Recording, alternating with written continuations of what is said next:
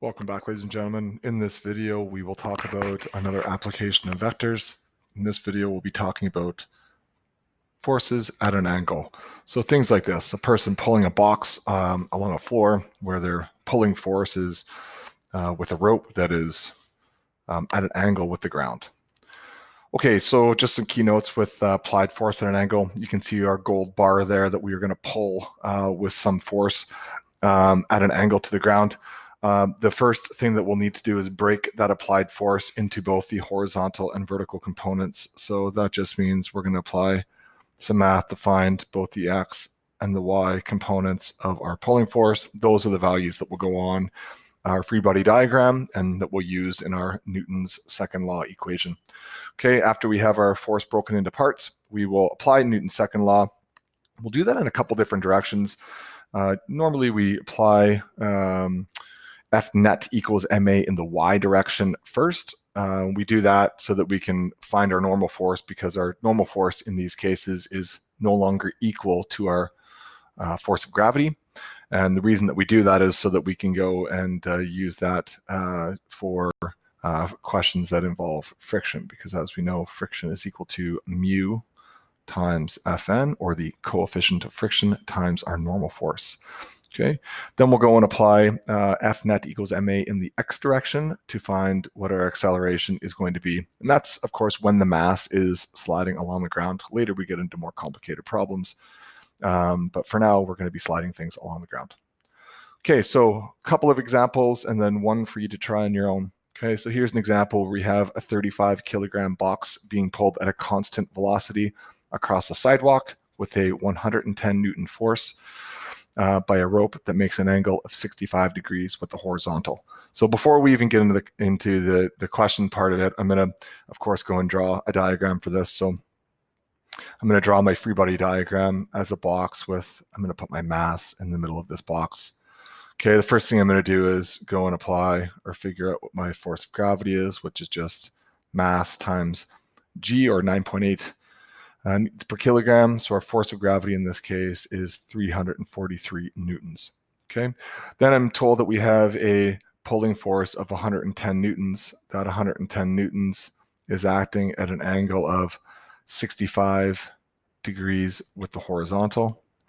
Okay, with that force, right now I'm going to go and break that force into both the x and the y components. I'll draw the y component over on this side. Okay, and then we will also have our normal force, because this is an object that's being pulled along the ground. And then our friction force is always going to oppose motion. So I'll just put our friction force on there. Okay, so it's a busy diagram, lots going on. So we'll break each of those forces into parts and then solve questions that we're asked for. Okay, question A, we're asked to find the horizontal and vertical components of the applied force. So if I redraw that applied force up here, my x component and my y component and our angle 65 degrees, I can go and apply some trigonometry and just say, okay, well, fx over 110 newtons is going to be equal to the cosine of 65. Okay, if I multiply both sides by 110, my force that's pulling in the x direction will be 46.5 newtons. Okay, similarly, Fy over 110, that is going to be equal to the sine of 65. So Fy, if we plug and chug and multiply both sides by 110, our Fy will be 99.7 newtons. Okay, so I'll go and put those on our diagram. Use a different color here. So Fx is going to be 46.5, and our Fy is going to be 99.7. Okay. Question B is asking us, what is the acceleration of the box? So there is a key thing that's given to us in this question, and that is a constant velocity. This box is moving with constant velocity across the sidewalk. So if we have constant velocity, our acceleration is going to be 0. Okay. In part C, we're asked to find the normal force. So to find the normal force, I'm going to apply our F net equals ma. I'm going to apply this in the y direction. There's my short form for direction, so the up and down direction, so that we can find what our normal force is going to be. Now, if I go back to our busy free body diagram, our forces that are acting in the y direction, I'm going to call up the positive direction. So the forces that are pulling on this body are the normal force. We also have the y component of the force that's pulling upward, so we'll call that positive. And then gravity is pulling downward, so I'll indicate that as a negative. Okay, on the right-hand side, our acceleration in the y direction is 0. This thing's not accelerating up or down. So there is our equation, or our force equation, to try and find what our normal force is going to be. Okay, so now if I isolate for normal force, I'm going to move force of gravity over to the right-hand side, which is going to become positive. The force that's acting in the y direction, the pulling force, is going to become negative.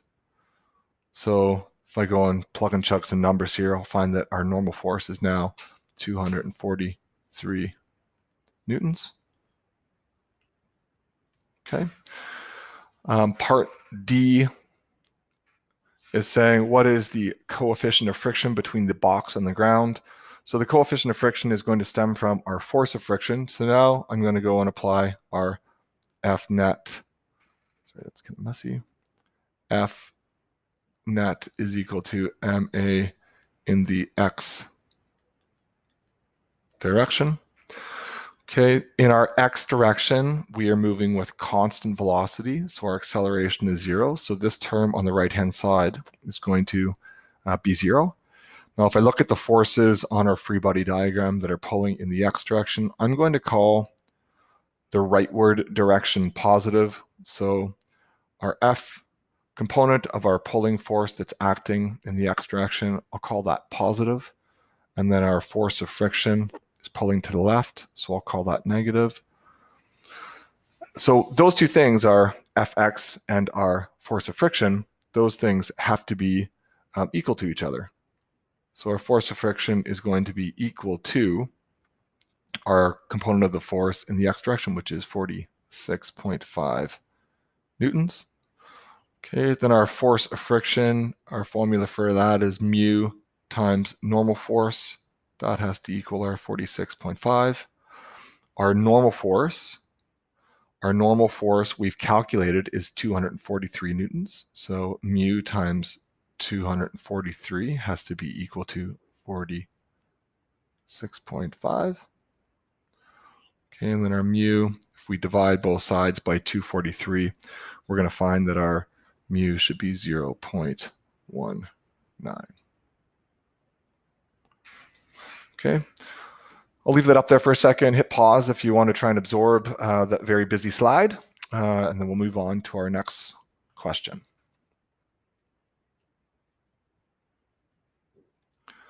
Okay, our next example is a 23 kilogram lawnmower. It's being pushed with a force of 50 newtons. The handle is at an angle of 35 degrees to the ground. So I'll go right now and just start drawing my diagram. Here is our 23 kilogram lawnmower. It's being pushed with the force of 50 newtons. So I'm just gonna imagine a person pushing on this thing, the force of 50 newtons, the angle that handle makes with the ground is 35 degrees. Okay, so our components of the force for part A, our components of this force are going to be acting both to the right and downwards. So I'll switch colors here because just so we can see this a little more clearly. So that's going to be our Fx, our Fy, or the y component of that pushing force will be acting downwards. So I'm going to redraw that exact same vector in the y direction. I'm just going to redraw that acting on our body. So these two things are Fy's. They're exactly the same. So I'm just drawing it so the arrow is actually pushing on the body, just because I like to use that convention. Okay. Next, we are going to have gravity force. Oh, and I also forgot here, gang, our pushing force is 50 newtons. Okay. Next, we'll draw gravity, which is mass times 9.8. Gravity on this object is going to be 225.4 newtons. Okay. We're not being told any friction, so I'm not going to draw friction on our diagram. Okay, so part A, what are the components of this force? Similarly, we'll do Fx over 50 is the cosine of 35. So I'm going to kind of skip a step here and just say, well, my force in the x direction is going to be 50 times the cosine 35. So our x component of this force is going to be 40.9 newtons. Okay, in a similar fashion to our first example, Fy will be equal to 50 times the sine of 35. So our Fy is going to be 28.7. And that's a force that's acting downwards, right? So I just want to make comment of that. That's a force that's acting downwards because in part B, we're going to go and find our normal force. Oh, and I forgot to draw our normal force on this diagram. So I'll go and just draw that normal force on there. So in part B, finding normal force, we are going to use Newton's second law equation. We'll use this in the y direction. Of course, our lawnmower is not going to accelerate up or down in the y direction, so our term on the right is going to go to 0. So our forces that are acting in the y direction, we're going to have our normal force that's acting upwards. I will generally call the upward direction positive every time. So our normal force is acting upwards.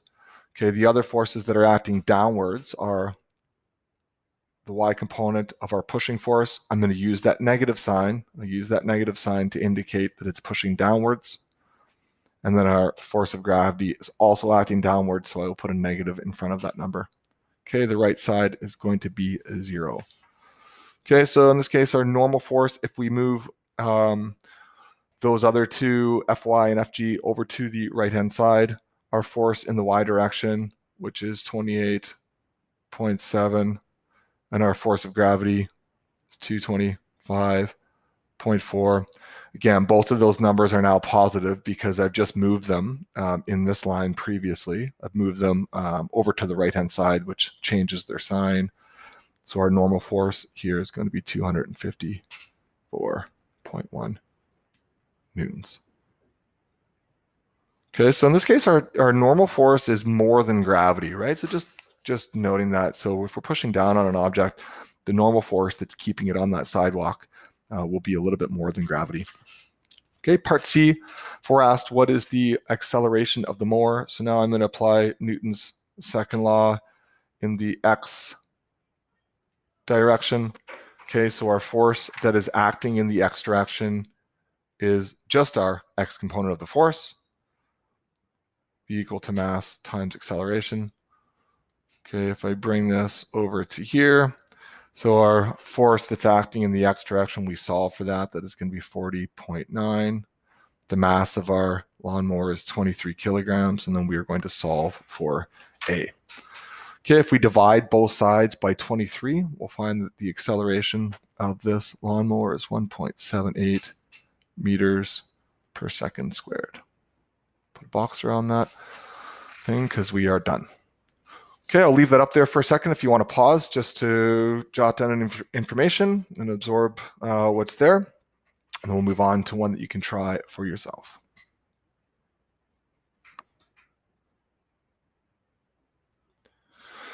Okay, your turn.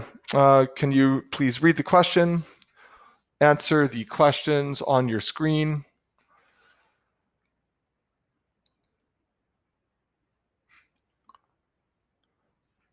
Okay, folks, that wraps up this video. Can you please, for practice, can you go and check out the forces at an angle section of worksheet number 1, chapter 4, worksheet number 1, the forces at an angle section, questions 1 to 4.